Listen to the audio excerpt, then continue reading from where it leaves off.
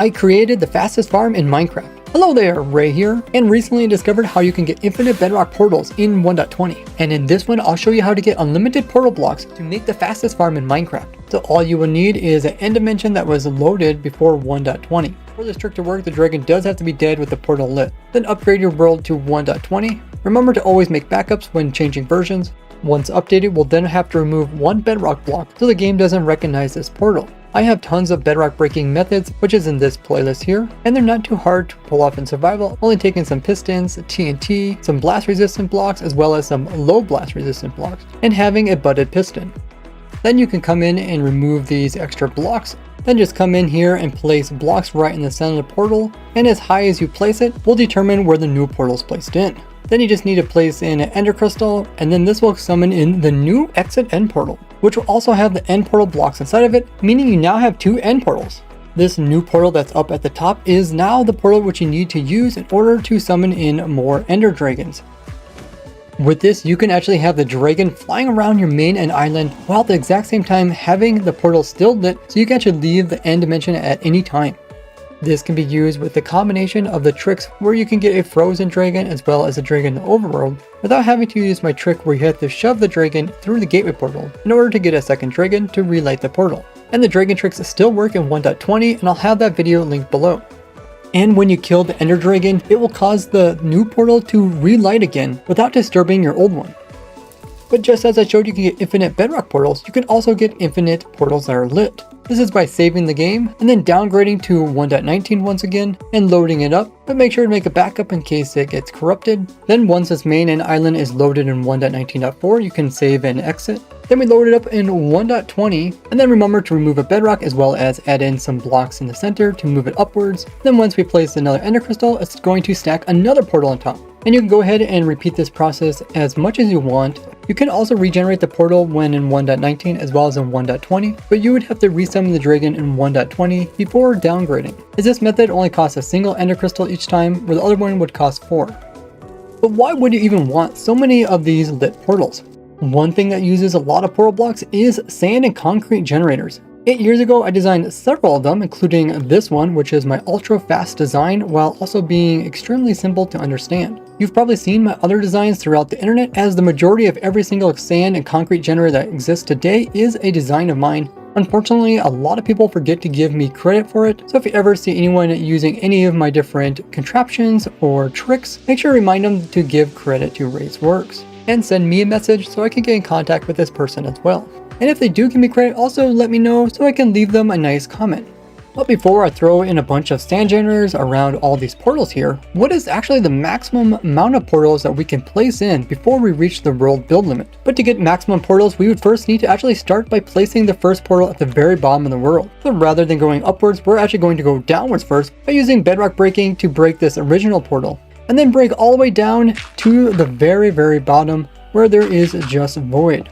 Then we want to get all the way down to just above the void, and you can use water and lava to reach this area. We need to place in a block, otherwise our portal will go into the void like I showed in the previous video. And all we have to do is place down a obsidian as well as a ender crystal, and this is going to generate the new portal. Instead of up there, it'll be way down here. And this is perfect because the portal blocks are at Y level 0. Now we want the second portal to sit right on top of this one, but not too close, otherwise it will destroy the current portal blocks we have. We can do this by removing one bedrock, so the portal will be just in the perfect location. And we're also going to remove a side block, so the game doesn't recognize this as the fountain once we get a few of them stacked on top of each other. Now we can do the same steps of saving and quitting, then loading it up in 1.19. Then once loaded, save and quit again, and load up in 1.20. Then just place down an ender crystal, and this will create another portal perfectly placed in so that the very bottom of it doesn't destroy the old one, but we also get another new portal. Then repeat this over and over and over again to get portals from the very bottom of the world all the way to the very top, a total of 128 portals. But with the actual portal blocks only being 2 blocks apart from each other, the sand and concrete duper won't actually fit in there. If you look at this whole build, you can see it's more than just 2 blocks tall. So I spent a few hours during my Twitch live streams compacting it to make it only 3 blocks tall. So leave a like and make sure you're still subscribed for the effort I put into it. This is as thin as I could get it while being simple, as we have a piston that needs to push this slime that will push this concrete block as an entity once it gets pushed up by this piston into the portal block, and the same piston with sticky will pull it back to reset it. The pushing up piston is also essential, meaning they've got 1 to 3 blocks tall, which was difficult to compact because this piston itself could try to get pulled by this slime block over here when this one extends. The way I solved this was actually pretty cool. I actually have both of the machines synchronized so that when this sticky piston tries to pull this piston away, it's actually extended at the time, and extended pistons can't actually be pulled, so it gets left behind. If you weren't aware, this design also takes advantage of these corner portal blocks where either side takes turns duplicating, so we can duplicate 20 different concretes or sands all with this single portal. In my original design, I also had a duper here in the center, but because we have these portals stacked every 3 blocks, we'd actually lose out on efficiency by putting in the center one. I did not compact the design or make it lag friendly, just because this is more of just a cool concept rather than something that anybody would actually do in their survival world. The nice thing about duplicating sand at the exit end portal rather than the stronghold with its entrance end portal is that when we duplicate stuff here, it goes through this portal and gets sent to spawn, which is automatically being loaded when these new items enter the overworld. Unlike the end dimension, which doesn't actually load when you send items over here, only when players come. So you don't have to worry about coming over to end dimension and finding thousands of concrete items that would lag and crash your game because they all piled up.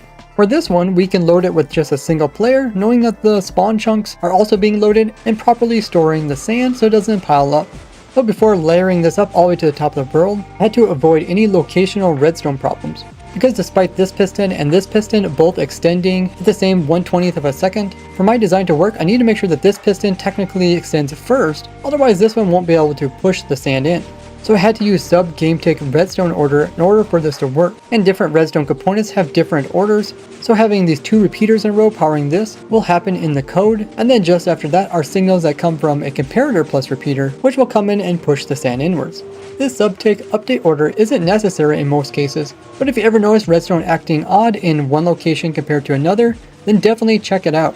Now, because it's important that both these machines work at the same time, I decided to run them off a single clock, which is just over here. It's actually pretty simple. There's just a clock that goes over here and powers these pistons down here, and then the same clock on the opposite side will power the top piston. And then that's just repeated on all 4 sides, and then we also take the signal upwards. So now that I got this working, let's go ahead and stack this to the top of the world. So I stacked this from the very bottom of the world all the way to the very top. You can't even see the top. This is how big it is. If you just drop from the very top all the way to the bottom, let's go ahead and start this by putting a pulse into our clock, and it's going to slowly start it from the bottom, and as it goes through, it's going to go upwards, and you can see the lag is starting. If I press Alt and F3, yes. You can see my computer CPU is having trouble running this. That's on the right hand side, which is ticks per second.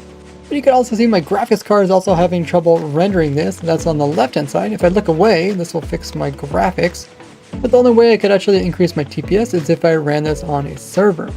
Let's go see what it looks like in overall. I got my alt account on, and yeah, my computer's definitely not liking me running 2 accounts and also trying to record this at the same time. So let's go over here and check it out. So we're here in spawn, and this is at the world spawn point, and I had this system to collect just 1 machine, but with so many machines, it's impossible to collect it all. You essentially need a 40 by 40 area worth of solid hoppers, all running at max speed to pick up all the items that come from this farm. So the concrete is spawning in at the open gate here and then just falling down, breaking off in the soul sand, and then burning in the lava. That way it doesn't lag out the game.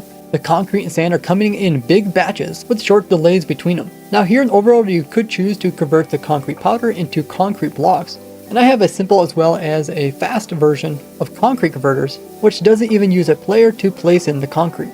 But how much exactly is this farm producing? Let's head back to the end dimension to calculate it up.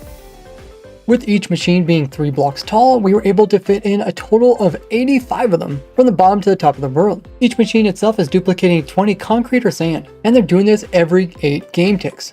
That means just a single piston will produce 9,000 sand per hour, and 1 entire layer will produce 180,000 per hour. So having them stacked from the top of the world to the bottom world will produce over 15 million items per hour. This means the farm is producing almost 200 items every game tick. You would need a whole army of players in order to place this many items at the same speed of the farm producing them, making this by far the fastest farm in Minecraft. surpassing the previous fastest farm in Minecraft, which was my underload nether portal farms. Despite them producing millions of items per hour, it's no match for this farm. Now see tons more crazy contraptions I made in this playlist here. If you can help me continue doing this, become a supporter of mine either through Patreon, Discord subscription, or Twitch sub, with Twitch subs even being free with Amazon or Twitch Prime. Thanks to my current supporters shown on screen, and I will see you guys in the next video. Bye bye!